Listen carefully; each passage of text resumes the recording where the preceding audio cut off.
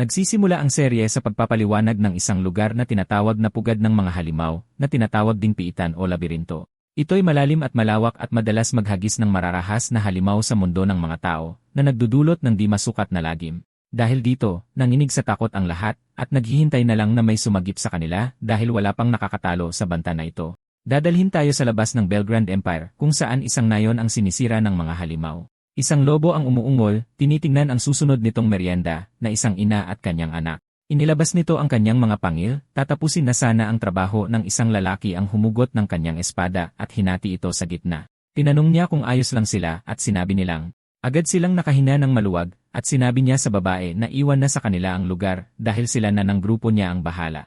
Sinabi niya sa babae na tumakbo ng mabilis at siya ay bahagi ng Belgrand Imperial Knights, ang leader ng ika-13 platoon na nagngangalang Ash. Pagkatapos ay inutusan niya ang kanyang grupo na sugurin at puksain silang lahat habang tumatakbo sila sa nayon.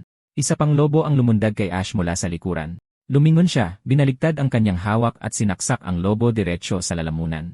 Isang lumilipad na halimaw ang nakapansin ng pagkakataon at sumugod para umatake. Tumalon siya sa gilid para iwasan ito, at pagkatapos ay nagawang mabawi ang kanyang balanse. Naghahanap ng kung ano sa malapit, nakita niya ang isang pandurog, kinuha ito at ibinato ng pagkalakas-lakas matapos itong lagyan ng aura, na naging dahilan para lumipad ito ng napakabilis para maiwasan ang ibon at tumusok ito sa pader. Napagtanto niya na kung kailangan niyang gumamit ng ganito kalakas na kapangyarihan, malamang ay nasa parehong sitwasyon ang kanyang team, habang nakikita natin ang dalawa sa kanila na napapaligiran ng isang kawan. Tinanong ng isa sa kanila ang isa kung ilan sa mga ito ang sa tingin niya ay kailangan nilang harapin, at sinabi niyang tila walang katapusan. Pagkatapos ay tinawag ni Ash silang dalawa. Nalaman natin na ang kanilang mga pangalan ay Mary at Will. Tinanong niya kung ayos lang sila, sinasabing hindi sila pwedeng matalo dito. Sila na lang ang natitirang magpoprotekta sa nayong ito. Siyempre, parehong sumang-ayon sina Mary at Will at sumugod diretsyo sa mga halimaw. Sa huli ay lumaban sila buong gabi hanggang sa makita natin na pagod na ang buong grupo. Pagkatapos ay sinabi niya ang isa sa mga linyang nagbabadya ng kamalasan, tinatanong kung sila na ba lahat habang nakikita natin siyang humihingal hanggang sa isang malaking anino ang tumakip sa kanila. Napagtanto ng buong grupo na masama ito habang lahat sila ay lumingon sa takot, nakita ang isang higanteng ahas na nakatingin sa kanila. Sabi niya, mukhang isang malaki ang nagpasyang magpakita sa huli.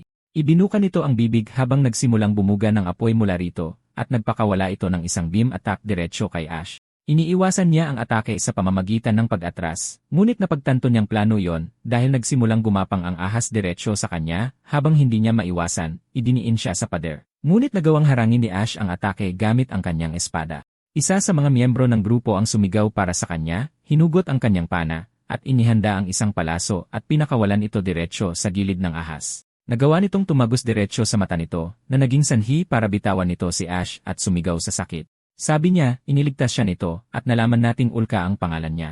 Si Ash, na napagtantong hindi niya pwedeng sayangin ang pagkakataong ito, ay lumundag sa ere, inihanda ang kanyang espada, at nagsimulang sumigaw habang humahampas pababa, hinahati ito sa dalawa. Lumapag siya sa likod nito at nilinis ang dugo sa kanyang talim. Nanood ang lahat ng mga taga-nayon, nag-iisip kung tapos na ba, at pagkatapos ay nagsimulang magsaya para sa kanya. Ang pagdagsa ng mga halimaw na naganap sa imperyo ay napigilan, salamat sa pagsisikap ng ika-13 platoon at lalo na sa kanilang leader. Ang kanyang mga nagawa ay hindi kapanipaniwala dahil mag-isa niyang tinalo ang mahigit 200 na halimaw. Ang kanyang napakalaking lakas ay nagbigay sa kanya ng palayaw na Ash ang mamamatay tao. Paglipas ng ilang panahon, sa kastilyo ng imperyo, nakita natin ang hari na binibigyan siya ng ranggo ng isang quasi-noble para sa kanyang mga nagawa. Nagpasalamat si Ash sa kanya, at naglakad ng may pagmamalaki, ipinapakita ang kanyang bagong sadisad. Sabi ni Ulka, kahanga-hanga yon, pero inaasahan na niya yon mula sa kanya. Sabi ni Will, isa yung pambihirang promosyon. Pagkatapos ay tinanong ni Miri kung isa na siyang maharlika ngayon. Sabi ni Ash, pero ikakasal na rin siya. Naging bato si Ulka at nagsimulang umiyak, sinasabing kailangan niyang tanggihan sila. Sabi niya, hindi dapat siya humingi ng imposible. Ang kabilang partido ay si Lady Rafia, ang pangalawang anak na babae ng prestihiyosong pamilyang Ragan. Walang paraan para sa isang bagong quasi-noble na tulad niya na tanggihan siya, at maraming bagay ang nangyari, at nalilito siya, ngunit inakala niyang lahat ay para sa kabutihan. Naging maayos ang lahat, at inakala niyang magkakaroon siya ng magandang buhay. Ngunit, syempre, hindi natupad ang kanyang mga hiling. Pagkalipas ng 3 taon, nakita natin siyang tinatanong si Rafia kung ano ang sinabi nito. Sinabi niya sa kanya na kanselado na ang kasunduan sa kasal, at nalilito lang siya. Sinabi niya sa kanya na maghintay, tinatanong kung ano ang ibig niyang sabihin, at kung may ginawa siyang ikinagalit niya. Binago niya ang kanyang mga damit at panlasa para tumugma sa kanya. Itinigil pa niya ang pag-inom at paninigarilyo habang laging binibigyan siya ng mga regalo. Sabi niya, nagsasawa na siya sa kanya at sapat ng hirap ang makitungo sa isang barbarong karaniwang tao. Bukod pa riyan, nakilala niya ang isang tao mula sa isang pamilya ng konde at binibigyan na siya nito ng maraming mamahaling regalo. Tinanong niya kung talaga bang tinatapos na niya ang kasunduan dahil lang sa ganoong dahilan, pero hindi niya ito tatanggapin dahil tunay siyang mahal niya. Sabi niya, nakakadiri iyon at gusto lang niyang magpakasal para makapasok sa pamilya niya.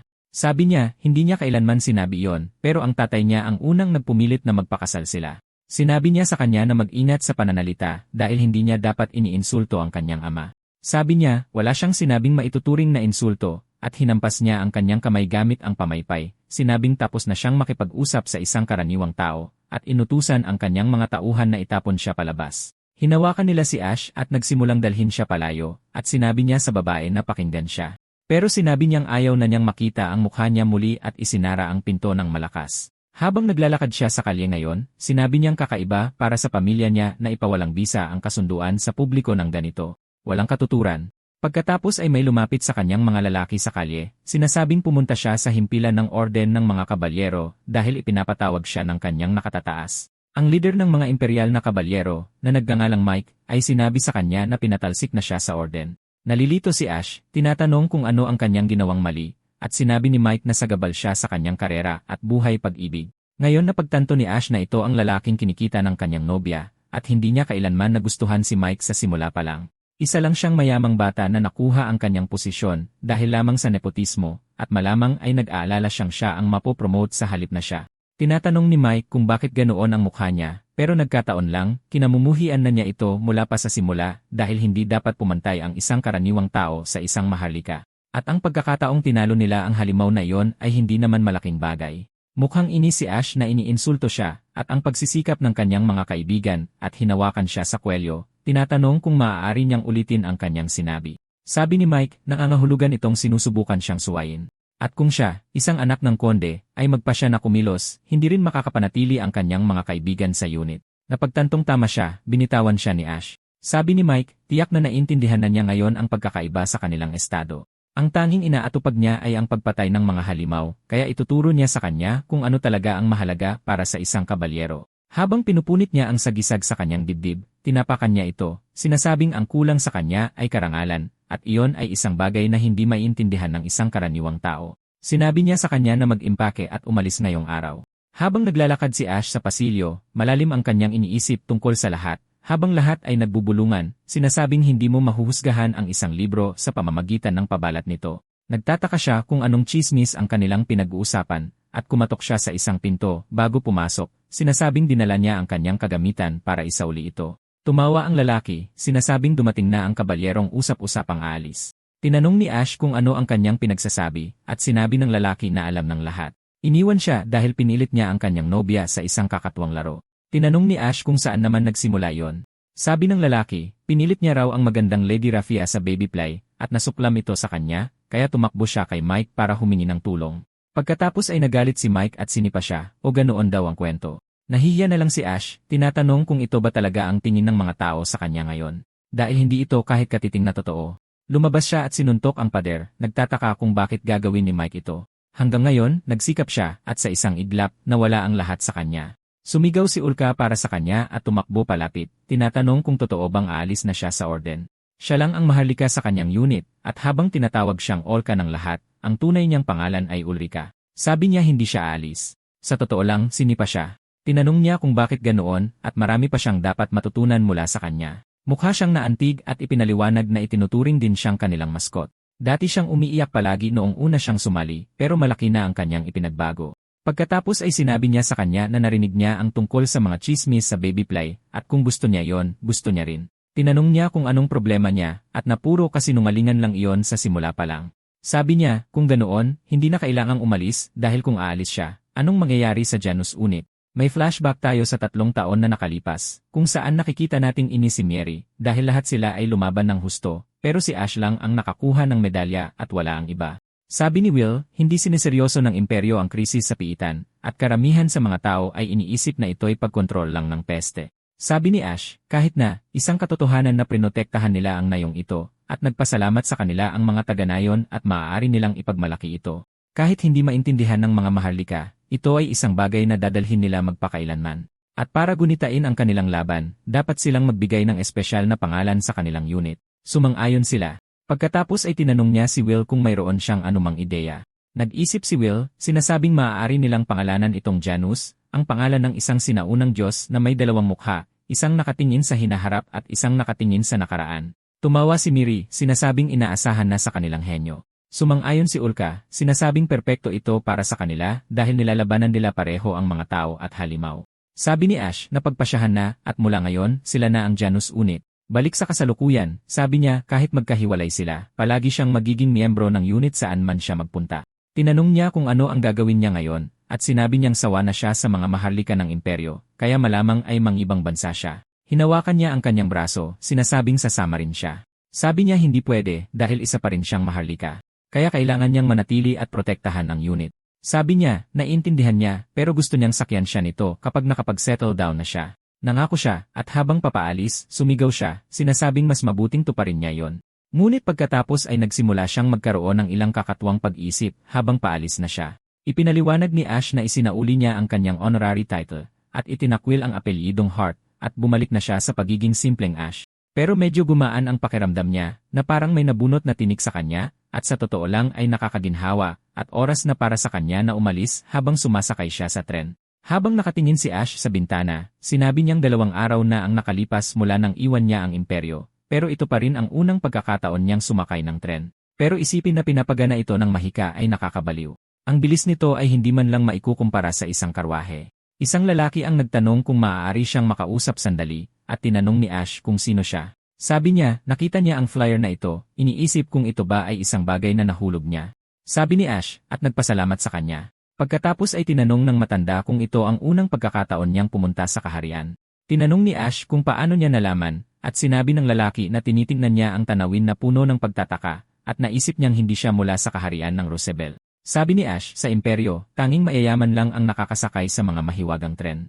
Sabi ng lalaki, sa kaharian, ito ay isang ordinaryong paraan lamang ng transportasyon. Sabi ni Ash, kahanga-hanga iyon, at sinabi ng lalaki na ang kaharian ay nangunguna sa teknolohiyang mahika. Ang kaharian ng Roosevelt ay laging nalalantad sa banta ng mga piitan at halimaw, at ang tanging bagay na kayang lumaban sa kanila ay mahika. Ang paglikha ng apoy o tubig mula sa dulo ng mga daliri, at maging ang mga milagrosong sining na nagpapagaling ng mga sugatan hanggang sa perpeksyon. Lahat iyon ay bunga ng pagsasaliksik sa mahika. Tinatawag nila itong Magitek, at gumawa sila ng mga kasangkapan mula sa mga halimaw na kanilang pinatay. Dahil sa Magitek, malaki ang ipinagbago ng kanilang buhay at naging mas masagana. Sa pamamagitan ng pagsasaliksik sa mahika at pag-unlad ng Magitek mismo, ang kaharian ay nakilala na ngayon sa buong mundo bilang isang dakilang bansang Magitek. Sabi ni Ash, ang imperyo na nagpapabaya sa mga piitan ay talagang isang liblib na bansa kung ikukumpara sa mga Roosevelt. Sinabi ng tagapagsalita sa tren na malapit na silang dumating sa ikalawang lungsod ng piitan sa kanluran ng kaharian. Sabi ng matanda, mukhang dumating na sila. Habang patuloy na hinihimok ng tagapagsalita ang mga tao na tiyaking kunin ang kanilang mga gamit bago umalis, sumunod si Ash sa matanda dahil pareho sila ng pupuntahan. Isang lalaki ang tumawag sa matandang Ginoo habang nakikita natin ang isang karwahe na naghihintay. Nagpasalamat si Ash sa kanya sa pagtuturo ng maraming bagay. Sabi ng matanda, wala yon, at pagkatapos ay tinanggap siya sa kaharian at sinabing sanay manatili siya. Sabi ni Ash, at muling nagpasalamat sa kanya. At habang nagsisimula siyang maglakad-lakad, sinabi niyang nasa ikalawang lungsod ng piitan siya. Habang naglalakad siya, sinabi niyang hindi ka panipaniwala, at puro mga ngalakal ang nakikita niya saan man siya tumingin. Habang patuloy siyang naglalakad, nakita niya ang isang babaeng tumatakbo sa likuran niya. Nagtataka siya kung ano ang problema nito habang nabangga siya sa braso. Mabilis siyang hinabol ng ilang lalaki, tinatanong kung gaano kalayo sa tingin niya ang matatakbuhan niya sa lungsod na ito. Sa huli ay napunta siya sa isang dead end, at tumawa sila, sinasabing wala na siyang takas. Nagmamakaawa siyang tumigil sila, at sinabi ng lalaki na kung magpapakabait lang siya. Ngunit bago niya tapusin ang kanyang pangungusap, hinawakan ni Ash ang kanyang balikat, sinasabing medyo masyado silang marahas sa publiko. Sumigaw ang lalaki, tinatanong kung sino siya para makialam, at sinabi ni Ash na kahit sino ay makikita na nababagabag siya, kaya iwan na siya. Itinaas ng lalaki ang kanyang kamao, sinabing tumahimik siya at sumuntok. Umilag si Ash bago siya sinuntok diretso sa tiyan, na naging sanhi para dumura siya at bumagsak sa sahig. Sumugod sa kanya ang 2 pang lalaki. Nagsimula silang sumuntok ng walang direksyon, ngunit walang tumama kahit isa. Sabi niya, akala niya lasing lang sila, pero ang mga galaw na ito ay galing sa isang sanay sa laban, at inaasahan na para sa isang lungsod na may piitan. Sinipa niya ang isa sa mga lalaki sa dibdib na nagpatalsik dito, at nang lumingon ang kalbo, huli na nang mapansin siya at sinuntok diretso sa mukha. Pinabagsak din siya sa sahig, habang hawak ni Ash ang kanyang pulso. Ang unang lalaking nabugbog ay nagalit at hinawakan ang kanyang talim, sinasabing hindi niya ito patatawarin. Bumuntong hininga si Ash, tinatanong kung talaga bang huhugutin niya ang kanyang espada sa gitna ng lungsod habang lumulundag ang lalaki diretso sa kanya. Isang lalaki ang sumigaw, sinasabing tama na, dahil hindi niya na ito palalampasin pa. At saka, walang paraan para matalo ng isang baguhan ang isang kabalyero, lalo na kung kaharap niya ang isa sa pinakamagagaling ng imperyo, si Ash Hearts pa man din. Tuwang-tuwa si Ash na makita siya, at nalaman nating Bael ang pangalan niya. Ipinaliwanag niyang ang pangalan niya ay Bael Baron ng mga kabalyero ng kaharian. Sa nakaraan, sa mga paligsahan sa pagitan ng mga imperial na kabalyero at mga kabalyero ng kaharian, siya ay isang taong maraming beses nang lumaban, at pantay ang kanilang mga panalo at talo. Sa madaling salita, isa siyang perpektong karibal. Nakikita natin silang nagtatagay sa isang kalapit na taberna. Sabi ni Bael, nagmadali siyang pumunta matapos makarinig ng mga ulat ng gulo, at hindi niya inakalang makakatagpo siya ng isang matandang kaibigan. Sabi ni Ash, halos isang taon na mula noong huli nilang laban, pero mas interesado si Bael kung bakit siya napunta rito. Sabi ni Ash, sa totoo lang, babanggitin niya na sana yon. Nakikita natin siyang naninigarilyo, sinasabing iyon ang dahilan kung bakit siya umalis sa mga kabalyero at pumunta rito. Sinabi ni Bael sa kanya na nakakalungkot iyon, pero sa totoo lang, naiinis siya, at ngayon alam na niyang dapat na lang silang magsimula ng bagong buhay dito sa kaharian. Nagulat si Ash dito, habang inaalok siya ni Bael ng posisyon bilang isang mangangaso sa piitan. Tinanong ni Ash kung ano yon, at sinabi ni Bael na ito ay isang trabaho kung saan nangangaso ka ng mga halimaw sa loob ng mga piitan, kinokolekta ang mga mahiwagang bato sa kanilang katawan, at ibinebenta ang mga ito sa asosasyon. Sa kanyang mga kasanayan, makakakita siya ng higit sa sapat para mabuhay ng komportable. Sabi ni Ash, naiintindihan niya, nagpatuloy si Bael sa pagsasabing matutuwa rin siya kung ang isang may kakayahang dating kabalyero na tulad niya ay magiging isang mangangaso. Isang lalaki ang pumasok na nagsasabing may emergency dahil nagkaroon ng pagsiklab ng halimaw sa piitan, at pareho silang mukhang nagulat. Tinanong ni Ash kung ang ibig sabihin nito ay pag-apaw ng mga halimaw, at sinabi ng sundalo na nagpadala na ng emergency request ang orden ng mga kabalyero sa asosasyon ng mga mangangaso, ngunit hindi niya alam kung ilang tao ang kanilang malilikom. Nag-isip si Bael, at pagkatapos ay sinabi kay Ash na ito ang perpektong pagkakataon para lumaban silang magkasama. Nalaman natin na ang pag-apaw ay isang kababalaghan kung saan nagwawala ang mga halimaw. Ang mga halimaw na nakakatakas sa piitan ay walang awang atake sa anumang bagay o tao na makita. Pumasok sila sa piitan para pigilan ito bago magkaroon ng mga biktima. Sumang-ayon siya, sinasabing gagawin niya ito. Sabi ni Bael, masaya siyang makalaban sa tabi niya, at sabi ni Ash, gagawin niya ang lahat para hindi makasagabal. Sa asosasyon ng mga mangangaso, sinabi ni Bael na kailangan muna nilang pumasok dito, habang nakikita natin ang lahat na nag-uusap sa unang palapag. Sinabi ng sundalo kanina sa receptionist na si May na dinala niya si Kapitan Bael, at sumisigaw ang mga lalaki, tinatanong kung ano ang gagawin nila, at kung papasok ba sila o hindi. Kailangan niyang malaman kung may anumang salita mula sa mga kabalyero. Sabi ni Ash, ang lugar na ito ay puro kaguluhan. Sinabi ni Bael sa kanya na ipinapakita lang nito kung gaano kaseryoso ang usapin, at sinabi niya kay May na kailangan niyang malaman ang mga detalye. Sabi niya, hinihintay niya na siya. Nakatanggap sila ng ulat ng isang di pangkaraniwang pagsiklab ng mga asul na bakulaw sa ika-negatibo 1-0 palapag sa ilalim ng lupa. Mayroon humigit kumulang 300 sa kanila. Sabi niya, walang duda. Ito ay isang pag-apaw na malapit ng mangyari. Pagkatapos ay tinanong niya kung sino ang kasama niya, at ipinakilala niya ito bilang si Ash, sinasabing sasali siya sa linya ng depensa. Tinanong ni May kung dapat ba talaga siyang magdala ng kaibigan dito, at kung hunter ba siya o kabalyero. Tinanong ng ibang mga adventurer kung may karanasan ba siya, at kung baka isa siyang kabalyero mula sa ibang lungsod. Sabi ni Bael, hindi na kailangang mag-alala dahil ginagarantiya niya ang kanyang kakayahan. Oras na para magmadali sila papunta sa dungeon. Pumunta sila sa unang pasukan ng dungeon, at sinabi ni Bael na pahihiramin niya siya ng ilang sandata at baluti. Sabi ni Ash, nagpapasalamat siya, at karaniwan siyang gumagamit ng magaan na baluti. At para sa sandata, mas gusto niya ng mahabang espada, pero kahit ano ay pwede na. Sabi ni Bael, kung ganoon, dapat gamitin niya ito, isang magic sword, sabay tanong kung alam niya ito. Sabi ni Ash, ngayon niya lang ito nakita, at tinanong kung ano ang pinagkaiba nito sa isang normal na sandata. Sabi ni Bael, gumagamit siya ng isang espesyal na teknolohiya na tinatawag na Mahitech Arms. Ito ay pinaghalong magic tool at sandata, pero mayroon itong ilang espesyal na function na nakalagay dito. Sinabihan siyang subukang ilagay ang magic stone sa puwang sa guard, sabi niya susubukan niya at isinaksak ito. Tinatanong kung ganito ba dapat gawin habang nagsisimula itong magliwanag ng malaasul na aura. Nagulat si Ash. Sabi ni Bael, isang manipis na aura ang babalot sa talim, at napakalakas nito, pinaparami ang puwersa ng maraming beses. Hindi tulad nito, ang Mahitech Arms ay kumakabit sa mga magic stone para magpalabas ng iba't ibang special effect. Sabi ni Ash, kamangha-mangha ito. Sa sandatang tulad nito, maaaring tuluyang magbago ang paraan niya ng pakikipaglaban. Sabi ni Bael, tapos na ang paghahanda, at oras na para sugurin ang dungeon. Naglakad sila papasok sa unang palapag, at ipinaliwanag ni Ash na ang mga dungeon ay may ilang palapag. Ang mga uri ng gumagalang halimaw ay nag-iba depende sa kung saan ka pupunta. At habang lumalalim ang mga palapag, dumarami ang mga mapanganib na halimaw.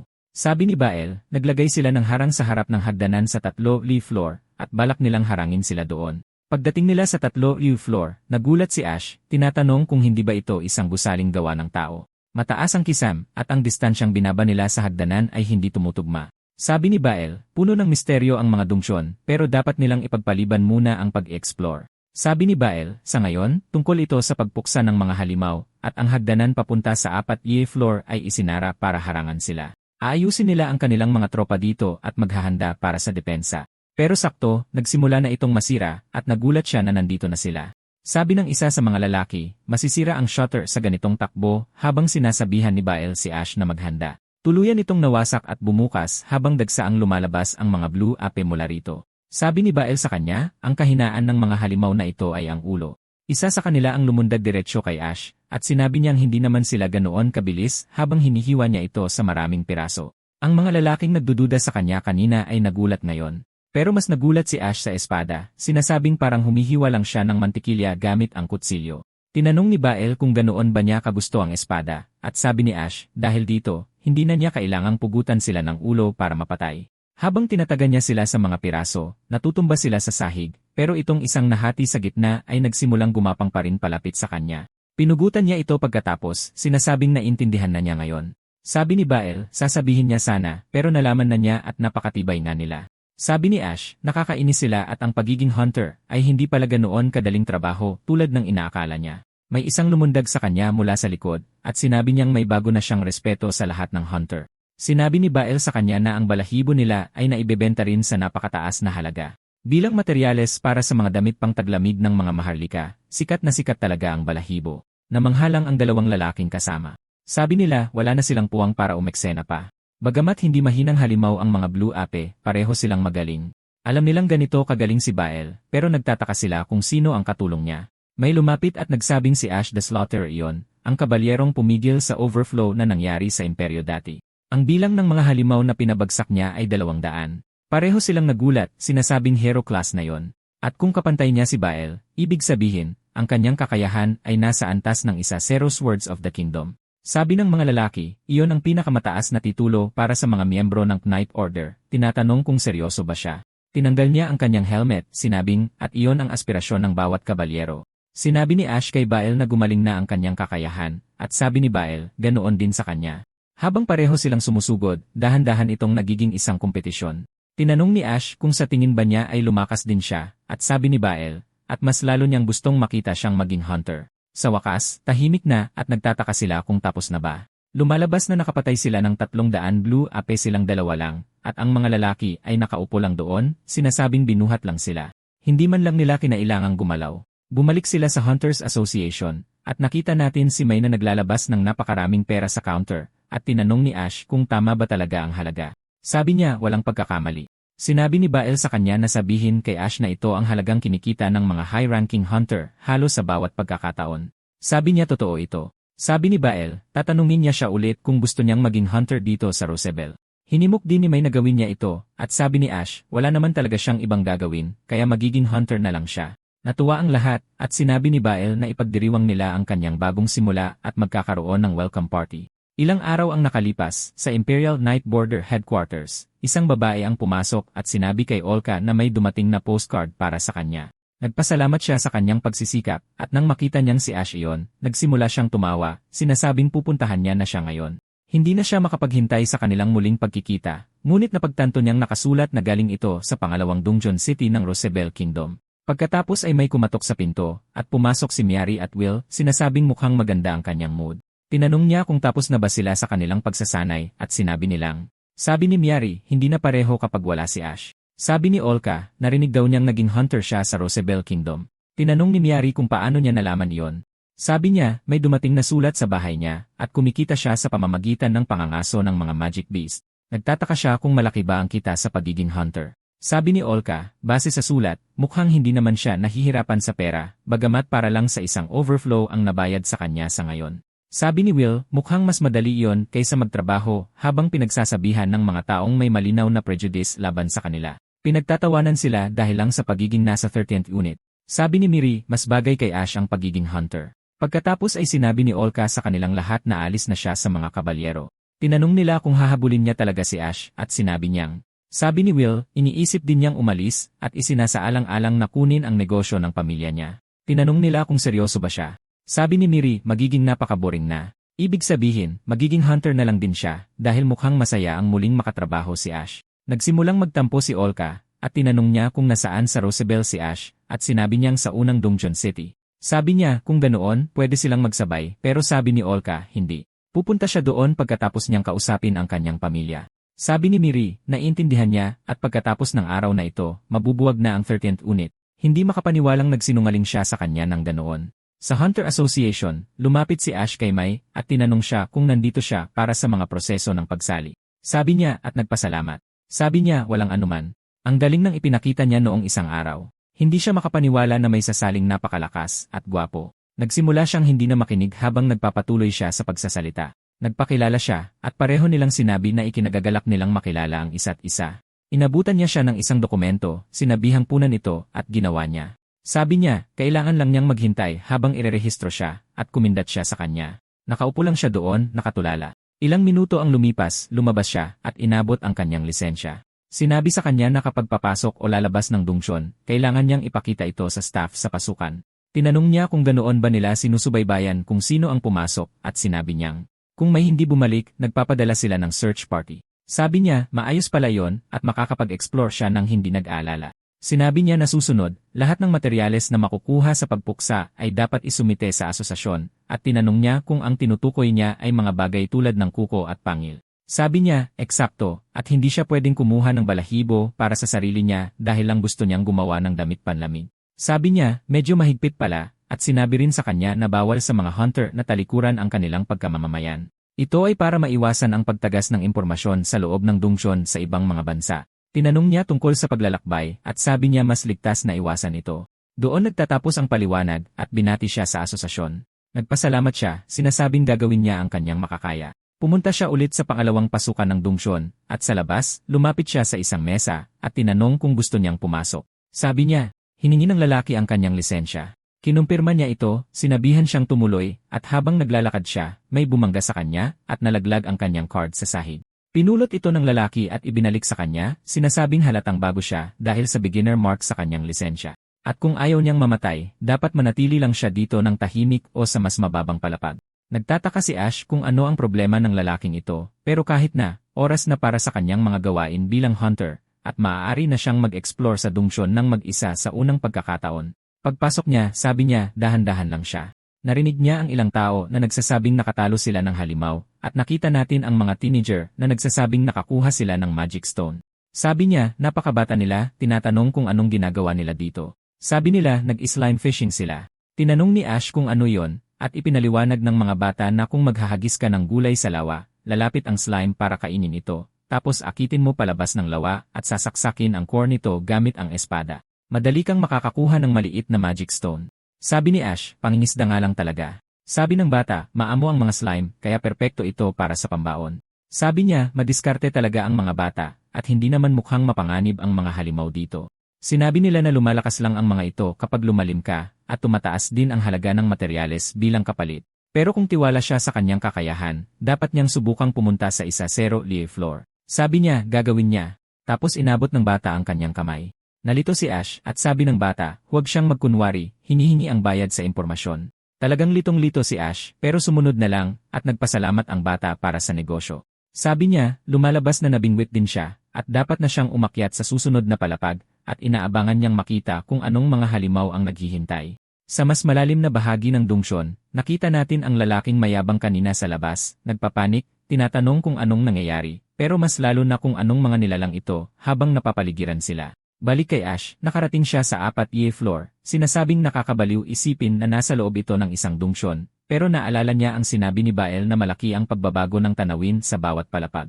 Sabi niya, kahit nasa 4th floor, may langit pa rin sa itaas niya at may damo. Nakita niya ang isang horned rabbit at sinabing ang cute nito. Nagsimula itong lumapit sa kanya bago tumalon sa bilis ng kidlat.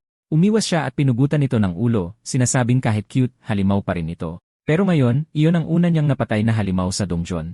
Tiningnan niya ang libro, sinasabing ang halimaw na ito ay tinatawag na horned rabbit at eksakto kung ano ang hitsura nito. Sabi niya, ang materyales na isusumite ay ang sungay at ang bato habang kinokolekta niya ito sa kanyang supot. Sabi niya, isa nga itong misteryosong bag. Pero mura lang ang bili sa mga materyales mula sa kanila at hindi sulit makipaglaban kaya dapat magmadali na sa mas mababang palapag. Pero paglingon niya, nakita niya ang isang buong kawan sa kanila na para bang susugurin siya dahil sa ginawa niya sa kasama nila at tumakbo siya palayo, sinasabing ayaw niya ng gulo.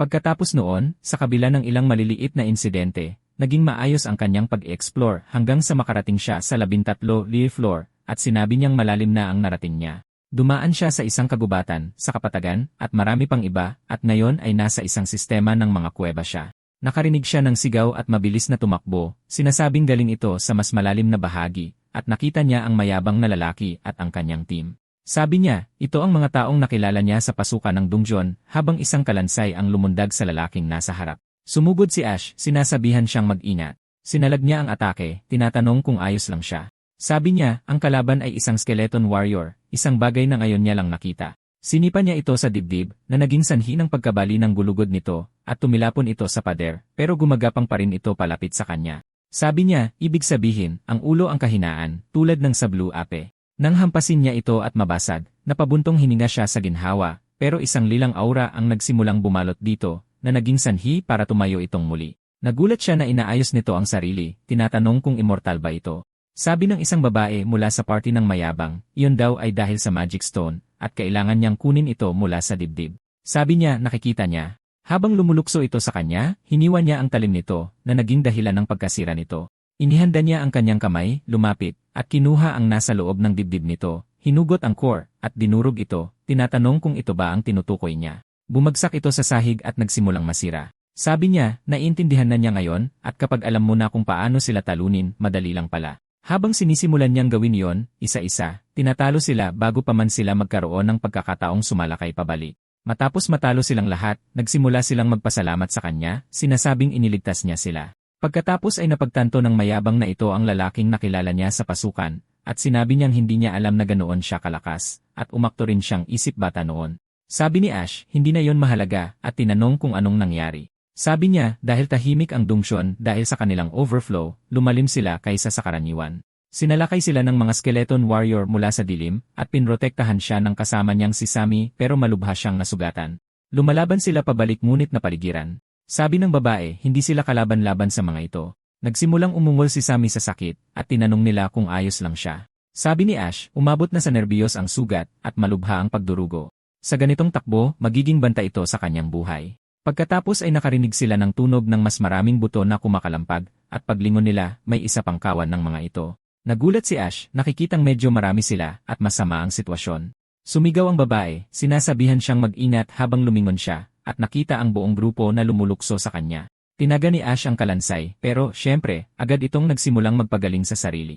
Sabi niya, hindi siya makapaniwalang nakalimutan niya yon gayong kalalaman niya lang. Pagkatapos ay sinabihan niya silang dalawa na ilayo si Sammy dito habang sinisimulan nilang gawin yon.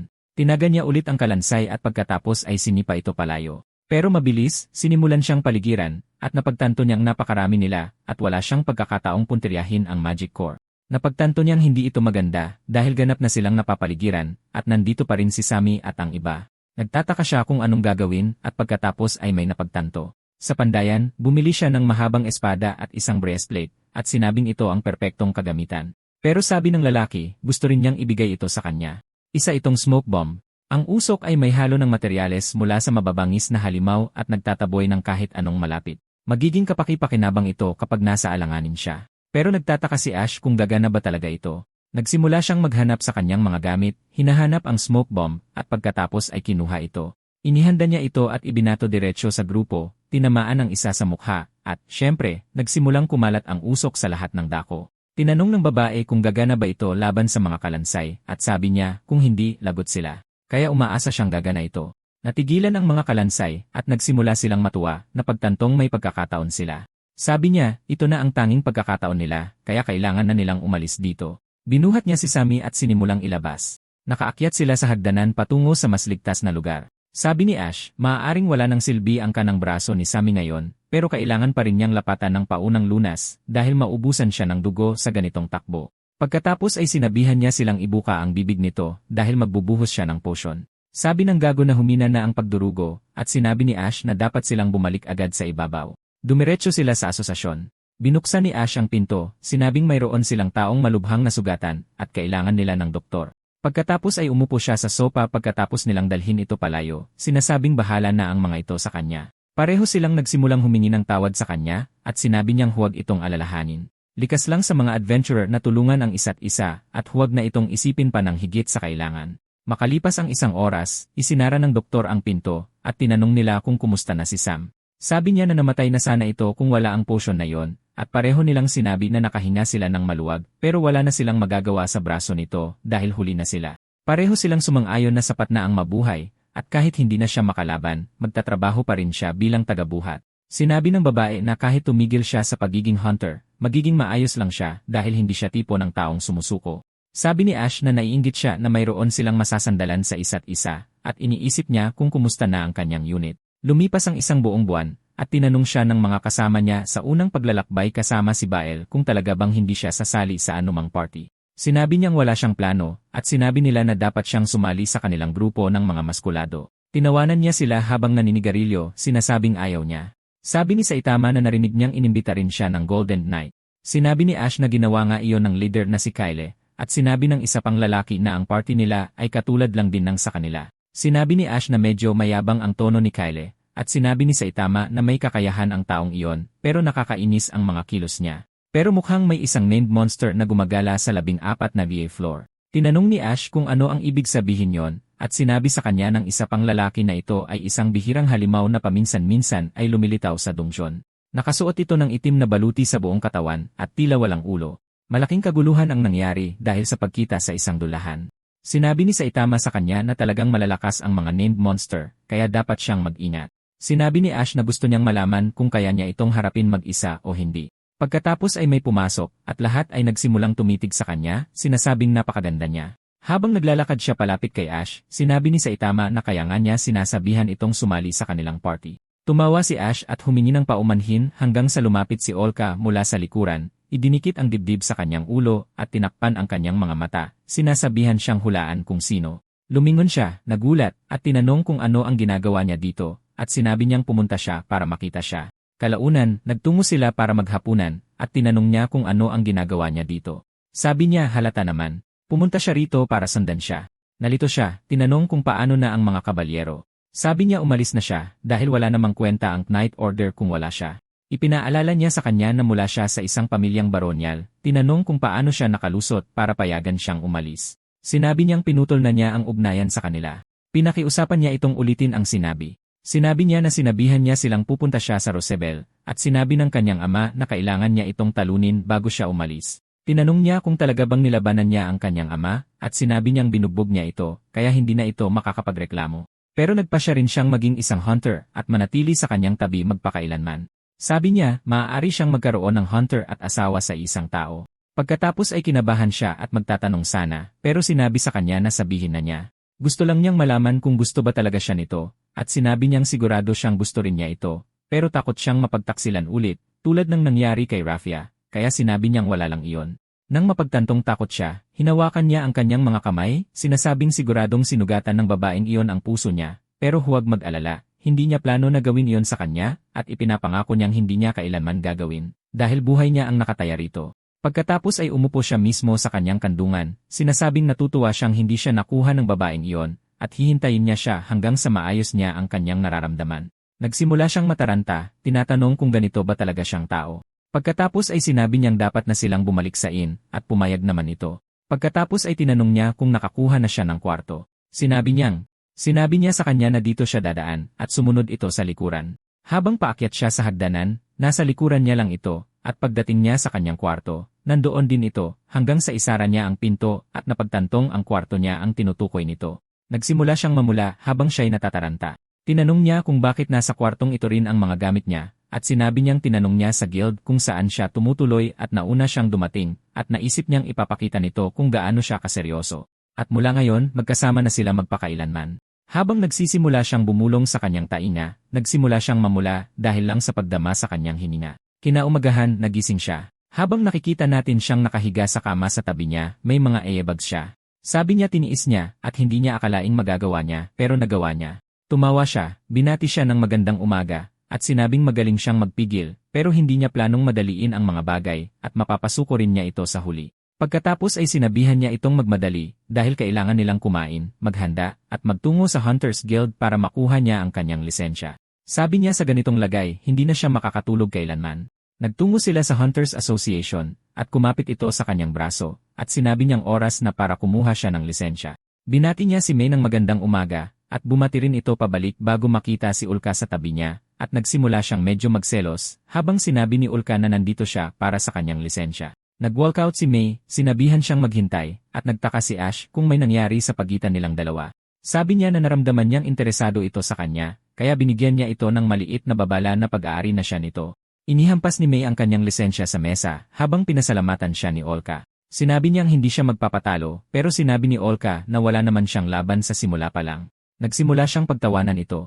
Naintindihan ni Ash ang nangyari at sinabing nakuha na nila ang lisensya. Kaya dapat na silang pumasok sa dungsyon para masuri niya ang kanyang mga kakayahan. Ipinakita niya kung nasaan ang pasukan, sinasabing sa kanyang mga kakayahan, magiging ayos lang ang pagpunta sa mas malalim na bahagi. Nakarating sila sa 1-0 floor, at ipinakita niya ang mga asul na bakulaw, sinabihan siyang subukang patumbahin ang isa ng mag-isa. Sinabi niyang naintindihan. Habang nagsisimula silang umungol, dumiretso sila sa kanya. Inilabas niya ang kanyang pana, naghanda ng palaso, at ipinutok ito pasulong, pinasabog ang ulo nito. Humanga siya, pero hindi siya tumigil doon, dahil kumuha siya ng 3 palaso ng sabay-sabay at sunod-sunod itong pinakawalan, at tinamaan pati ang mga nasa likod. Sabi niya, napakagaling nito. Hindi lang hindi humina ang kanyang mga kakayahan, bagkus ay lalo pang humusay. 2 sa kanila ang lumundag sa kanya, at sinabi niyang lumipat sa malapitang labanan. Ibinato niya sa tabi ang kanyang pana, naglabas ng isang punyal bago putulin ang ulo ng isa sa mga bakulaw, habang ang isa ay patuloy pa rin sa pag-atake. Lumundag siya sa ibabaw ng isa pa bago ito ibagsak ng diretsyo sa sahig. Sinabi niya na mahusay din ang kanyang malapitang labanan, at mukhang nagsasanay siya ng maayos kahit wala siya, at talagang isa siyang junior na maipagmamalaki niya. Lumabas sila ng dungsyon, at sinabi niyang talagang gumagaling ito. Humingi siya ng karagdagang papuri, at sinabi niyang bukas ay bababa sila sa 13 floor. Sabi niya nakuha niya, at pagkatapos ay may tumakbo palapit, tinatawag siya na tila natataranta. Tinanong ni Ash kung anong problema, at sinabi ng lalaki na lumitaw na ang dulahan. Sa asosasyon, isang babae ang takot na takot. Ipinaliwanag ni May na habang ginalugad ang 14 na floor, nakasagupan nila ang dulahan. Tinanong ni Ash kung nasaan ang ibang mga miyembro, at sinabi ni May na siya lang ang nakaligtas. Sabi ng isa pang lalaki, mahigit 1-0 sa kanila ang napatay base sa narinig niya. Tinanong ni Ash ang babae kung maaari niyang sabihin kung ano ang nangyari. Sinabi niyang ito ay lumipad, ngunit hindi tinapos ang kanyang pangungusap, sa halip ay sinabing lahat ay namatay sa isang iglap. Tinanong niya kung ano ang pinagsasabi nito at nagsimula itong sumigaw. Napagtanto niyang wala ito sa tamang estado para makipag-usap at nag-iisip si Olga kung ano ang gagawin. Sabi ni May na kailangan nilang bawiin ang mga bangkay. Tinanong ni Olga kung para sa libing, pero sinabi ni May na hindi, at ito ay para makakalap sila ng impormasyon tungkol sa dulahan mula sa kanilang mga sugat. Malaking tulong sana kung maririnig nila mula sa kanya kung paano ito lumaban, pero dahil sa ganap na pagkasira ng kanyang isipan, tila malabo itong mangyari. Sabi ni May, kung hindi nila alam ang estilo ng pakikipaglaban nito, hindi sila makakabuo ng isang team. Tinanong ni Ash kung ganoon ba talaga kalakas ang mga named monster. Sinabi niya na ang lumitaw 3 taon na ang nakalipas, ang pulang bakulaw, ay kinailangan ng lahat ng kanilang pinakamagagaling na hunter. Sabi niya tatawag sila ng body recovery team mula sa guild, pero kakailanganin nila ng mga escort hunter. Sabi ni Ash, ibig sabihin, kailangang may sumisid sa 14 na floor, at sinabi ng lalaki na masamang desisyon ang makasagupa ang dulahan. Sumang-ayon si May, sinasabing kakailanganin nito ang isang hunter na may seryosong mga kakayahan. Naalala niya si Sammy, at sinabi kay May na siya na mismo ang mag-escort sa body recovery team. Kinabukasan, nagkita-kita silang lahat para sa ekspedisyon, at sinabi niya sa kanila na ang kanilang destinasyon sa pagkakataong ito ay ang lugar sa 14 na Rie floor kung saan naubos ang party na yon. Sinabi ng isang grupo na sila na ang bahala sa mismong pagkuha ng mga bangkay, at tinanong ng isa sa mga lalaki si Ash kung ano ang gagawin nila kapag nakasalubong nila ang dulahan. Sabi niya, tatakbo sila. Hindi ito isang subjugation team dahil ang misyon ang nauuna. Sinabi ng dalawang lalaki na madali lang nilang pasasabugin yon, at si Ash ay mukhang medyo naiinis. Sabi niya ito ay isang mapanganib na misyon. Sinabihan si Olka na maaari siyang maghintay sa inn kung gusto niya, pero sinabi nito sa kanya na kaya rin niyang lumaban. Hindi siya magiging pabigat sa kanya. Sabi niya na intindihan niya at sinabihan silang oras na para umalis. Habang dumidiretso siya sa dungeon, tinahak nila ang daan patungo sa 13 Rie floor. Nakita niya ang mga skeleton warrior, sinabihan si Olga na kailangan nilang basagin ang mga magic stone at lampasan sila. Sinabihan niya itong isnipe ang mga magic stone kung saan niya kaya, at sinabi nitong susubukan niya. Inilabas niya ang kanyang pana, sunod-sunod na nagpakawala ng mga palaso, at pinatumba ang ilan sa kanila sa isang iglap. Sinabi ng isa sa mga hunter na iyon ay tunay na galing sa pag-asinta. At hanggat skeleton warriors lang, maaari nilang iwan sa kanya, at magiging maayos lang sila. Pagkatapos ay nakarinig sila ng sigawan. At habang tumatakbo sila palapit dito, naririnig nila ang tunog ng mga espadang nagbabanggaan. Ang nakita nila sa kanilang harapan ay ang dulahan na nakikipaglaban sa dalawang adventurer. Ang espada nito ay nababalutan ng apoy, at ang ulo nito ay apoy din. Itinaas nito ang kanyang espada sa ere at humampas pababa sa adventurer, at sinalag niya ito. Pero nagsimulang tunawin ng init ang kanyang talim, at hinati siya nito ng malinis sa gitna. Lumitaw ang mga skeleton soldier sa likuran para sumuporta, at sinabi nilang dapat ay nasa 14 na Rie floor ito. Sinabi ni Ash sa kanila na hindi ito inaasahan, pero nagtataka kung ano ang meron sa armas dahil ang mismong talim ay nababalutan ng apoy. Parehong natunaw na parang wala lang ang espada at baluti na suot ng lalaki. Hindi niya alam kung paano ito lalabanan. Lumingon ang dulahan, nakita sila, hindi sigurado kung paano, pero sinabi ni Ash na masamang balita ito, at kailangan nilang umatras. Habang nagsisimula silang tumakbo, napansin niya ang isang bagay dahil hindi man lang sila hinahabol nito. Itinutok nito ang espada sa kanila, at nagtaka siya kung ano ang ginagawa nito. At sabi niya, para itong formalidad sa isang duelo ng mga kabalyero. Hinihintay nitong bunutin niya ang kanyang talim, at siguradong naghahanap ito ng isang marangal na laban sa isang malakas na kalaban. Ito ang kilig kung saan ang isang tama ay maaaring maging katapusan ng lahat, at ito ay isang bagay na alam niya. Matagal na niyang nakalimutan ang pakiramdam na ito dahil matagal na siyang nagtatrabaho bilang isang hunter. Sumigaw si Olga na nagpabalik sa kanya sa wisyo, sinasabing ang kanyang kaligtasan ang dapat mauna. Sinabi niyang sumasang-ayon siya, at habang tumatakas sila, nakaupo lang doon ang dulahan, matyagang naghihintay. Sinabi ng isa sa mga lalaki na ito'y isang nakakabaliw na halimaw, at sumang-ayon ang isa pa, sinasabing mga kabalyero lang ang makakatalo dyan. Tinanong ni Alka kung anong problema sa kanyang mukha, at tinanong niya kung ano ang tinutukoy nito. Sabi niya nakangiti siya. Nagtaka siya kung talaga bang nakangiti siya sa katotohanan isang maling galaw lang ay mamamatay na siya. Pero sa kung anong dahilan gusto niya talagang labanan ito. Nang gabing iyon, pabalik sa inn, naliligo si Olka, holy fan service, habang si Ash ay nakaupo sa labas, nag-iisip tungkol sa nangyari. Pagbalik nila sa asosasyon, sinabi nila ang tungkol sa nag-aapoy na espada, at sinabi nilang sinira nito ang mga baluti at espada, at walang paraan para matalo ito. Sabi ni May na dapat na nilang isuko ang pagkuha sa mga bangkay, at sinabi ng lalaki kanina na dapat nilang ipunin ang knight order para patumbahin ito. Sabi niya nasa 13 Rie floor ito, at walang sibilyan na nasawi, kaya hindi ito isang sitwasyon kung saan maaari silang tumawag sa knight order. Tinanong ni Ash kung ibig sabihin ba nito ay wala silang pagpipilian kundi harapin ito gamit lang ang mga hunter. Pagkatapos ay sinabi ni Mai na pasensya na sa pagtatanong, pero iniisip niya kung kaya niyang talunin ito. Habang hinihila ni Alka ang kanyang braso, umiling ito. Tinanong niya kung pwede niyang pag-isipan muna, at tumango ito, sinabing syempre. Lumabas si Alka mula sa banyo at tinawag niya ito, sinasabing may gusto siyang pag-usapan nila. Tinanong niya kung ano yon, at sinabi niyang gusto niyang labanan ito. Hindi ito isang misyon o obligasyon. Sarili niyang kagustuhan. Kaya dapat, pero pinutol niya ang sasabihin nito, sinabing huwag nang magsalita pa. Tinanong niya kung ano ang ginagawa nito, at sinabi niyang iyon ang linya niya, nagtataka kung bakit palagi siyang ganito. Palagi na lang niyang iniisip na dapat niyang gawin ang mga bagay ng mag-isa, at naiinis ito. Kahit noong nangyari ang overflow sa imperyo, may sinabi siyang katulad tungkol sa kung paanong hindi nila kailangang sumama sa kanya. Pero sinabi na niya sa kanya na gagawin niya yon. Sinubukan niyang ipaliwanag na iba ngayon, at sinabi niyang hindi siya mamamatay, at hindi siya matatalo sa isang nagkukunwaring kabalyero. Sinabi na niya sa kanya noon na hindi niya ito iiwan. Mas mahalaga, gusto niyang pag-usapan kung ano ang mangyayari pagkatapos nilang manalo, dahil mas masaya yon. Sabi niya maaari silang pumunta sa isang magarbong restaurant gamit ang premyo, at sinabi niyang maganda ang pagkain, pero pagkatapos nito, mas gusto niya ng isang gantimpala. Tinanong niya kung sigurado siya, at sinabi nitong, pumayag siya, at sinabi nitong pananagutan niya yon. Kinabukasan sa pandayan, sinabi niya na pagdating sa mga panlaban sa nag-aapoy na espada, baka gusto niyang kumuha ng kalasag para marahil ay masalag ito. Pero sinabi ni Ash na masyadong mabagal at mabigat iyon, at ang tanging pagpipilian nila ay lituhin ito sa bilis at gumamit ng taktikang hit and run, kaya gusto niyang iwasan ang mabibigat na kalasag. Pagkatapos ay sinabi ni Alka na matutunaw lang sa apoy ang mga baluti at espada, at sinabi ng Panday na kung mangyari iyon, ituturing niya lang itong disposable. May napagtanto siya, at sinabi ni Ash na ito ay tiyak na isang paraan para gawin ito.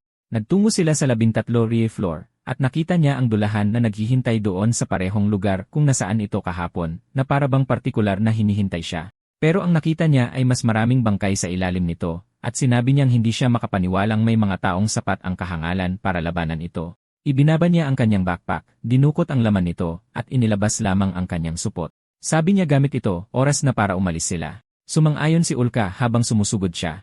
Inihanda niya ang kanyang pana at pinakawalan ang unang putok. Sinalag ito ng dulahan habang tumatama ito sa lupa. Lumundag si Ash dito pero nagsimulang humampas ang dulahan pataas sa kanya. Nagbanggaan ang kanilang mga talim at sinabi ni Ash na hindi nito ginagamit ang apoy na nakakagulat. Pagkatapos ay itinaas nito ang espada sa itaas ng ulo at humampas pababa sa kanya.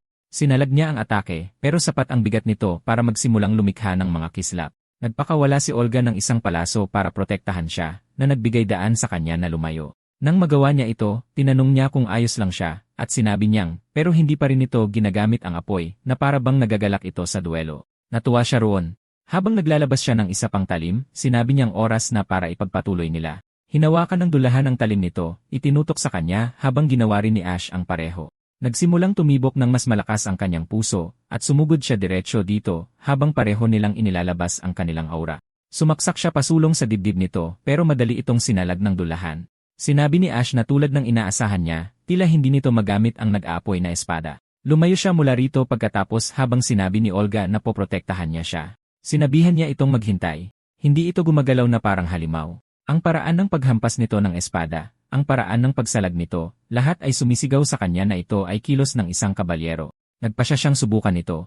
Isinukbit niya ang kanyang talim at inilagay ang kanyang kamay sa dibdib, ipinakilala ang sarili bilang isang dating kabalyero ng imperyo. Tumango ang dulahan. Bago pagdikitin ang mga paa nito, itinaas nito ang espada at ginawa ang pagsaludo ng kabalyero ng kaharian ng Rosebel. Sabi niya alam niya na, ang dulahan na ito ay isang kabalyero ng kaharian, at sinabi niya kay Olka na lalabanan niya ito ng isahan at huwag makialam.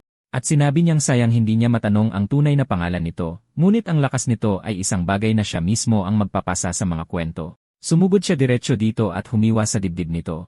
Nagawa niyang galusan ang baluti at sinabing matigas ito. At sa kasong iyon, kailangan niyang patuloy na humampas hanggang sa makalusot siya. Nagpatuloy siya. Sa hindi malamang dahilan, hinahayaan lang ng dulahan na umatake siya hanggang sa sobrang lakas ng paghampas niya na napatalsik ito patalikod. Nakuha ng dulahan ang balanse nito, ngunit nagsisimula ng matuklap ang baluti nito. Sabi ni Ash na mukhang hindi ito immortal. Habang tinitingnan ng dulahan ang lamat, itinarak nito ang talim sa lupa, tapos nagsimulang palakasin ang apoy sa likod nito habang itinaas ang espada sa ere. Kamukhang-kamukha nito ang flame dance mula sa Demon Slayer. Nagulat si Alka na ginagamit nito iyon, at napagtanto ni Ashe na tapos na ang warm-up at magsisimula na talaga ang laban ngayon. Sumugod ito, tinututok ang saksak sa kanyang ulo. Umiwas siya, ngunit natamaan ang isang piraso ng kanyang shoulder pad, at nagsimula itong masunog. Inihagis niya ito sa sahig, sinabing muntik na yon. Muli, nagsimulang umikot ang mga apoy sa paligid nito, at humampas ito diretsyo sa kanya. Sinalag ito ni Ash, ngunit biniyak nito ang kanyang talim, at itinaas nito ang espada sa ere para sa isa pang kasunod na atake. Inihagis ni Ash ang espada sa sahig. Habang sumisigaw si Alka para sa kanya, ngumiti siya, at narinig namin ang tunog ng pagsalag niya habang bumunot siya ng isa pang talim. Mukhang medyo nagulat ang dulahan. Sabi ni Ash na handa rin siyang dumating. Ito ay isang magic item na tinatawag na storage pouch. At kahit maliit ito, kayang maglaman ng napakaraming kargamento. Habang nagsimula siyang maghagis ng mga espada mula rito sa kaliwat kanan, sinabi niyang gusto niyang makita kung alin ang mas mabilis. Ang nag-aapoy na espada na tumutupok sa lahat ng talim niya o ang pagdurog niya sa magic stone nito. Habang dumadampot siya ng isa pang talim, nagsimula siyang mag-dual wield, sinasabing oras na para opisyal na magsimula ang duelo, habang sumusugod siya ng diretsyo dito. Ginamit niya ang kanyang reverse grip para salagin ang atake. Ngunit tinunaw nito ang talim, syempre. Inaasahan niya ito habang humahampas siya pataas gamit ang isa niyang kamay, binibitawan ang sirang talim. Tapos humampas ito sa kanya, na iniwasan niya sa pamamagitan ng pagtalon paatras. Pagkatapos ay naghanda ang dulahan ng isa pang atake, sumasaksak ng diretsyo sa kanyang dibdib. Ginamit niya ang parehong kamay para itulak ang talim pasulong upang salagin ito, ngunit syempre tinunaw nito ito at napatalsik siya paatras, at inabot niya ang kanyang likuran, binitawan ang kanyang espada, at kumuha ng isa pa. Sinasabing mayroon pa siyang 4 na natitira. Inihagis niya ang isa sa mga ito, binabalutan ng aura, at biniyak ito ng dulahan. Kumuha siya ng 2 pang talim, sinasabing may 3 pang natitira. Nagsimulang maghanda ang dulahan para sa mas malawak na hampas, habang isang higanting arko ng apoy ang nagsimulang lumipad patungo sa kanya. Mukhang nagulat si Ash dahil lumikha ito ng isang napakalaking firewall sa isang iglap. Sumisigaw si Alka para sa kanya, tinatanong kung ayos lang siya habang nakikita natin ang isang malabong anyo sa gitna ng apoy. Sinira niya ang parehong espada, ngunit nagawa niyang salagin ang atake. Sabi niya ito na ang huli niya habang tumatakbo siya diretsyo dito. Kinuha niya ito mula sa lupa. Habang humahakbang ng malaki ang dulahan, humampas ito, gumagawa ng isa pang higanting flame wheel. Tumalon siya sa ibabaw ng atake, inihahanda ang kanyang talim, at sinabing oras na para tapusin ito habang sumasaksak siya diretsyo sa dibdib ng dulahan, binabasag ang magic stone nito. Pagkatapos ay lumayo siya sa dulahan habang ito'y paika-ikang lumalapit. Sabi niya hindi siya makapaniwala na hindi niya nadurog ang bato. Isang espada na lang ang natitira sa kanya. Hindi niya alam ang gagawin. Ang apoy sa talim ng dulahan, gayunpaman, ay nagsisimulang mawala. Hawak nito ang espada pataas at inaabot kay Ash. Nagulat siya na inaabot ito sa kanya. At nang hawakan niya ang talim, ibinuka ng dulahan ang mga braso nito, tinatanggap ang kamatayan. Sabi ni Ash na nakakagulat ito. At kung tao siya, napatay na sana siya ng ataking iyon. Kaya siguro ito ang dahilan. Natutuwa siyang mayroon pa rin itong dangal sa huli, at nakakatuwa dahil ito ang unang pagkakataon sa matagal na panahon na kumulo ang dugo niya ng ganito. Nagpaalam siya dito dahil sa huli, walang duda na isa itong kabalyero, at sinaksak niya ito diretsyo sa dibdib. Kahit na wala itong mukha, masasabi mong nakangiti ito bago bumagsak ang katawan nito ng pira-piraso sa sahig. Si Ash, habang humihinal, ay nagsabing tapos na rin sa wakas. Pabalik sa guild, lahat ay nagulat na natalo niya talaga ito, at ipinakita niya ang pruweba, hawak ang braso nito sa talim. Namangha sila, ngunit sinabing ganyan talaga si Ash, at sinabi niyang inilagay niya ang ibang piraso ng baluti sa storage bag. Sinabi ni May sa kanya na huwag niyang ilabas ang mga ito. Kailangan niyang itago ang mga ito hanggang dumating ang Knight Order, at hindi siya pwedeng mawalan kahit isang piraso. Sabi niya na intindihan niya, habang sinabi ni May na kailangan nilang kontakin si Bael at ihanda ang pinakamalaking kwarto. Sabi ni Ash na parang mas mahirap pagkatapos talunin ito, at sumang-ayon si Olga. Sabi ni Bael na alam niyang magagawa niya ito. Tuwang-tuwa lang si Ash na makita siya, sinasabing hindi niya inaasahan na personal siyang darating para i-verify ang mga materyales. Sabi ni Bale, ang mga materyales mula sa mga named monster ay mahalagang research subject, at para isumite ang mga ito, kailangang naroroon pareho ang Knight Order at ang Guild. Sabi niya malaking bagay pala yon. Sabi niya titignan niya ngayon din dahil nakahanda na itong nakadisplay. Sinimulang suriin ito ng lalaki, sinasabing ito talaga ang baluti na iniulat bilang sa mga dulahan. Kinuha ni Bale ang talim, sinasabing ang Great Sword na ito ay isang napakabihirang item dahil ito ay walang iba kundi isang magic sword. Nagsimula siyang magpalabas ng apoy at nagulat na lang sila. Tanong ni May kung seryoso siya pero nagtataka si Ash kung ano ito. Sabi ni Bale, sa madaling salita, ito ay isang magic weapon na hindi nangangailangan ng magic stone. Kaya nitong magpakita ng mga mahiwagang epekto ng walang katapusan kahit walang magic stone. Sabi ni Ash parang galing sa isang fairy tale yon. Sabi ni Bael, ito na ang ika-5 beses na isang magic sword ang natuklasan sa dungsyon sa loob ng kaharian. Sabi ni May isa itong makasaysayang pagtuklas. Tapos sabi ni Bael baka makatanggap siya ng sulat ng pagkilala mula sa bansa at makakaasa ng magandang gantimpala. Sabi niya, ganoon pala. Tapos sabi ni Bale na gusto niyang magsulat at magsumite silang dalawa ng ulat tungkol sa kung kailan nila ito nilabanan. Nagtanong siya kung bakit. Sabi ni Bale na ang baluti at espada, kasama ang lahat ng iba pa, ay isusumite sa Research Institute at magiging mga materyales para sa pananaliksik. Pareho silang nalilito at nagtanong siya kung ano ang Research Institute. Ipinaliwanag ni Bale na ito ay isang royal na organisasyon ng kaharian na sinusubukang lutasin ang mga misteryo ng mga dungsyon, halimaw, at mahika. Sabi ni May gumagawa rin sila ng mga magic tool at magic weapon. Pagkatapos ay sinabi niya kay Ash na gusto niyang malaman kung kumusta ang dulahan. Sabi ni Ash walang duda tungkol dito. Isa siyang tunay na kabalyero. Sabi ni Bael na yon din ang akala niya. Ang baluti ay kahawig ng kagamitan ng isang sinaunang kabalyero ng kaharian, ngunit maaari ba talagang maging halimaw ang isang patay na tao? Hindi niya alam kung ano ang iisipin ng Research Institute. Sabi ni Ash na sana nalaman niya ang pangalan nito. Tanong ni Bale kung malakas ba ito. Sabi ni Ash na, siguradong isa siyang mahusay na kabalyero. Na-excite si May, sinasabi sa kanilang dalawa na ang galing nila. Lumabas sila pagkatapos at nag-unat siya, sinasabing mas matagal yon kaysa sa inaakala niya. Sabi ni Olga na sang-ayon siya. Gabi na. Sabi niya pagod na siya, kaya dapat na silang bumalik at magpahinga. Pero lahat ay sabik na naghihintay sa kanila, sinasabing dapat silang magdiwang. Nagkatinginan sila ng alanganin bago sila pumunta sa inn kasama ang dalawang musclehead. Nagsimula silang mag-inuman.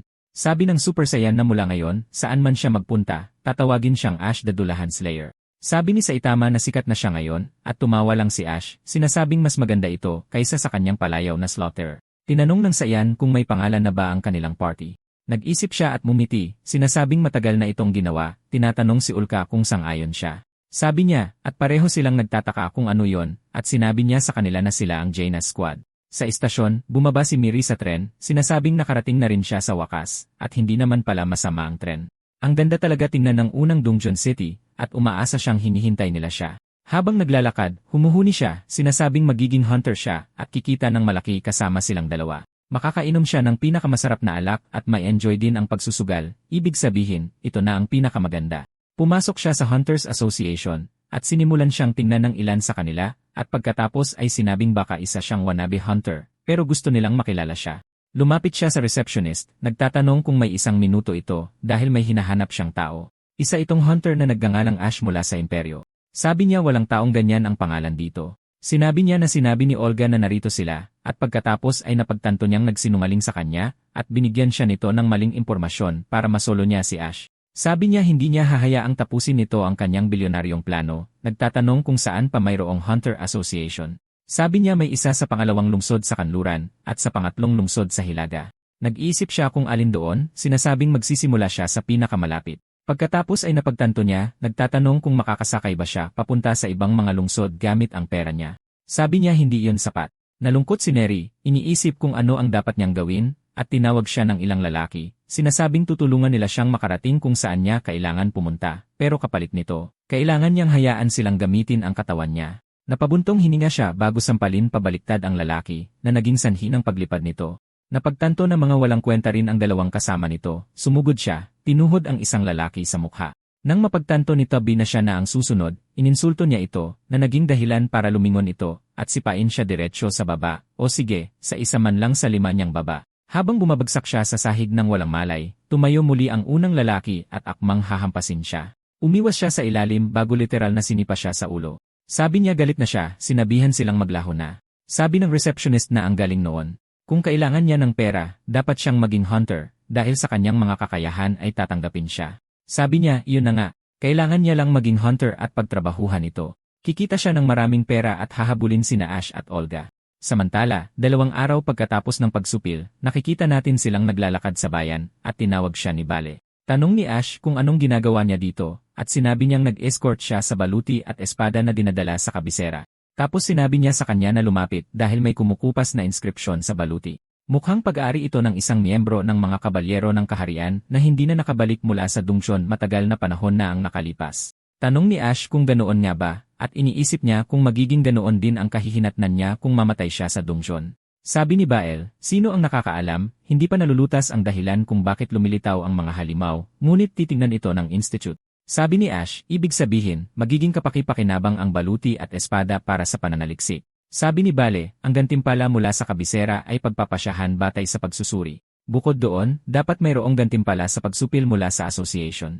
Na magkikita sila mamaya. Sabi ni Ash oras na para pumunta sa association. Sang-ayon si Ulka. Pagdating nila doon, naririnig namin silang sumisigaw, nagtatanong kung 5 milyon ba talaga ang ibig niyang sabihin.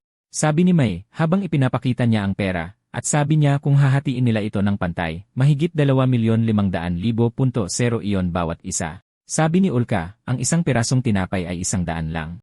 Bakit siya nagko-compute gamit ang tinapay? Sabi ni May na bilang pagkilala sa kanilang mga nagawa, pinangalanan silang mga eksklusibong hunter para sa ikalawang lungsod. Nagtanong siya kung malaking bagay ba yon. Sabi niya, makakatanggap siya ng iba't ibang paborableng pagtrato, at umaasa siyang mahihikayat siya nitong magpatuloy sa pagtalo sa mga halimaw sa kaliwat kanan. Pagsapit ng gabi, pabalik sa kanyang kwarto, nakikita natin siyang may bote ng alak. Iniisip niya kung paano niya dapat gastusin ang ganoong kalaking halaga. Habang nakabukas pa ang ilaw mula sa banyo, bumukas ang pinto at lumabas si Olga, at niyakap niya si Ash sa leg, sinasabing siguradong hindi niya nakalimutan ang gantimpala niya. Nagsimula siyang mahiya, at sinabi niya sa kanya na lumapit at umakyat sa kama.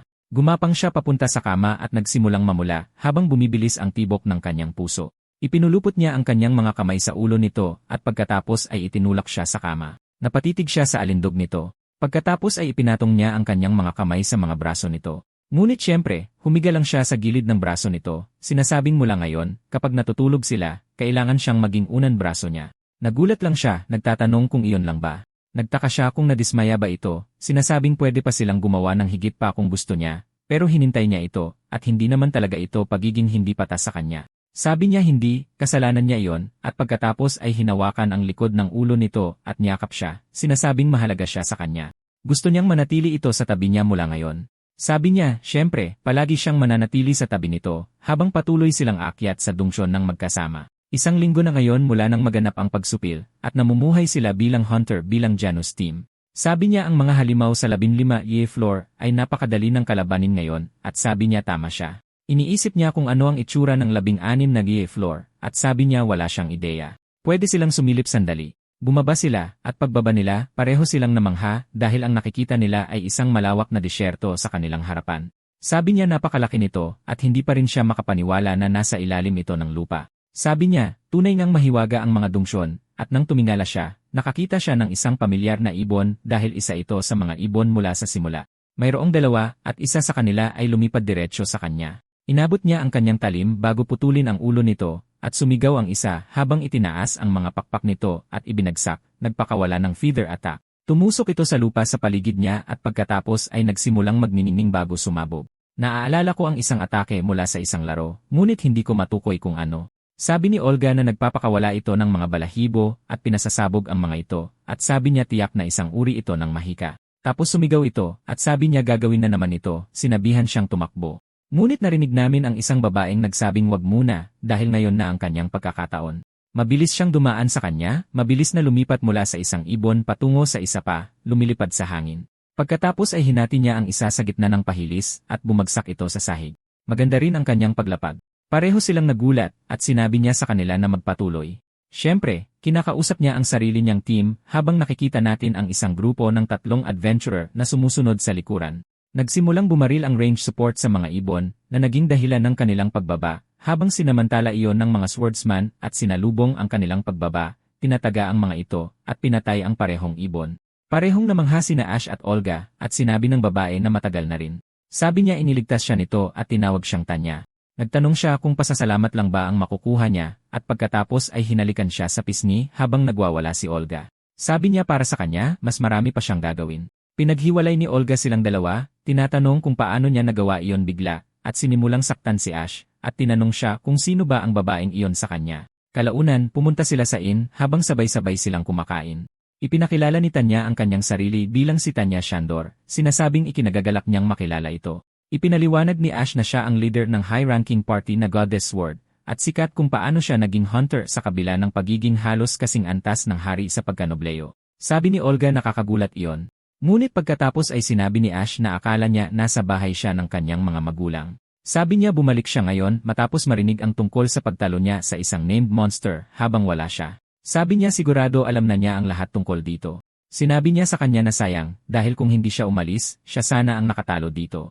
Sinigawan siya ni Olga, sinasabing hindi niya alam kung gaano kalakas ang halimaw. Ngunit sabi ni Ash na baka nagawa niya ito. Isa siya sa mga taong tumalo sa isang named monster na lumitaw ilang taon na ang nakalipas, ang pulang unggoy, ng mag-isa. Sabi niya hindi niya napagtanto na ganoon pala siya kalakas. Sabi ni Tanya walang kaso yon. Naging hunter siya para makakuha ng katanyagan para sa sarili niya, hindi para sa pangalan ng pamilya niya. Nagtataka si Olga kung bakit kilala ng isang tanyag na maharlika si Ash. Sinabi niyang inanyayahan siyang sumali sa party nito noon. Siyempre, tumanggi siya. Nagsimula siyang dilaan ang kanyang mga daliri, sinasabing hindi pa siya sumusuko. Kung sasali siya sa party niya, may espada. Pwede rin niyang gawin ang kahit anong gusto niya sa katawan ko. Pareho silang namula at tinanong ni Olga kung ano ang pinagsasabi nito. Nabulunan si Ash sa kanyang pagkain at sinabi niya na maaari siyang kumita ng pera at makipagtalik sa kanya at tiyak na magandang kondisyon iyon. Sinabi niya na hindi iyon ang problema at sinabing kailangan niyang pumunta sa banyo.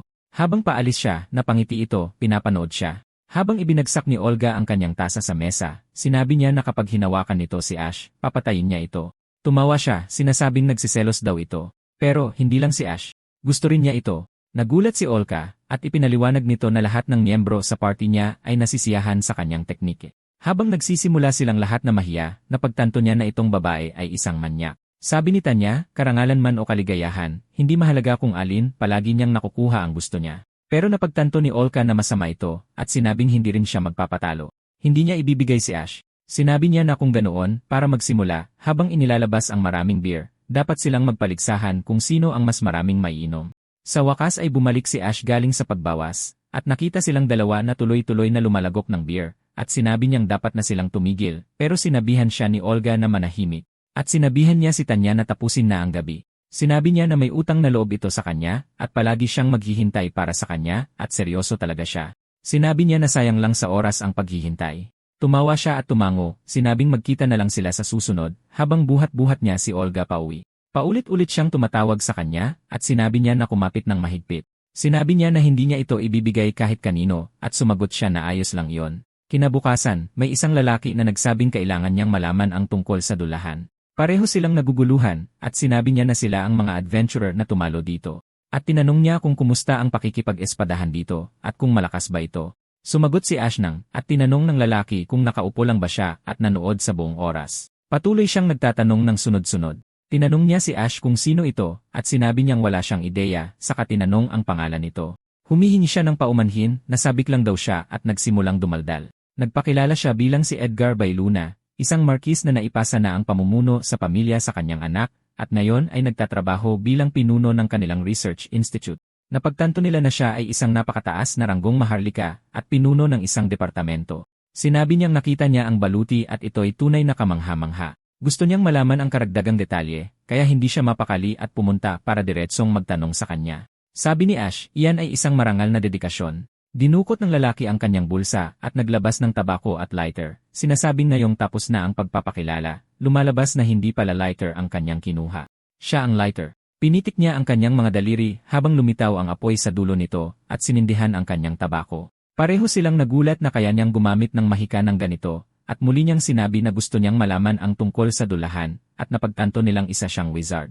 Pareho silang sumang-ayon, at sa paglipas ng panahon, ipinagpatuloy nila ang pagkukwento hanggang sa tuluyan nilang nailabas ang lahat ng alam nila tungkol dito. Sinabi niyang naintindihan niya at nagpasalamat si Olga sa kanyang oras. Nagtataka si Ash kung ano ang iniisip nito.